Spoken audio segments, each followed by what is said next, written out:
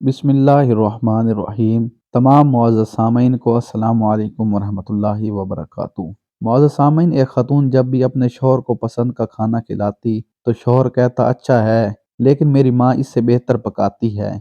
और वो बीवी शौहर को मुस्कुरा कर देखती और चली जाती। जब भी बीवी अच्छा परफ्यूम लगाती तो वो इसे कहता कि कमाल है, मेरी माँ की खुशबू की तरह है। वो मुस्कुरा कर रह जाती। और इसी तरह इस खातून ने सारी जिंदगी ऐसे ही लफ्ज़ सुन सुन कर जिंदगी गुजार दी। शादी के 27 साल बाद उनकी वालदा का इंतकाल हो गया।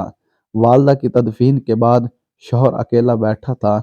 इसकी बीवी इसकी आजमाइश में इससे तसल्ली देने गई तो इसने इससे कहा, अब तुम्हारा खाना पकाना मेरी माँ के पकाने जैसा हो गया है, और तुम्हारी बातें मेरी माँ की तरह हैं, और तुम्हारी हंसी और तुम्हारी खुशबू भी मेरी माँ जैसी हो गई है। खातून मुस्कुरा कर बोली, वो कैसे? तो शौहर ने कहा, मैंने तुमसे 27 साल की उम्र में शादी की थी और आज हमारी शादी को 27 साल हो चुके हैं। अब तुम मेरी माँ जैसी सोच रखने लग गई हो।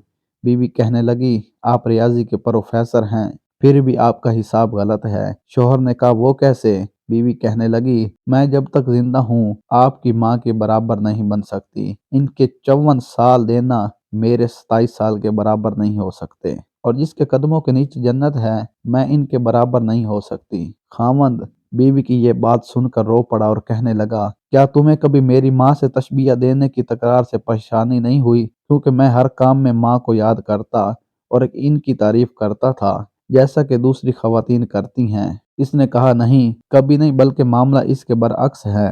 खामंद ने कहा, वो कौन सी बातें हैं जो तुम तमन्ना करती रही और मैं तुमसे पूछ ना सका? बीवी ने कहा, जब भी आप अपनी माँ की बात करते और मेरा मुआजना इनसे करते थे, मैं कहती, है अल्लाह, मेरे बेटे के दिल में मेरी मोहब्बत वैसे ही डाल दे जिस तरह तूने इसकी दादी की मोहब्बत इसके बाप के दिल में डाल दी है, क्योंकि आप अपनी वालदा से बहुत मोहब्बत करते थे। और मैं भी यही चाहती हूँ कि मेरा बेटा भी मुझसे वैसी ही मोहब्बत करे जैसी आप अपनी वालदा से करते हैं। मेरे सरताज, मुझे आप पर फख्र होता है, क्योंकि आपका बेटा आप पर ही जाएगा।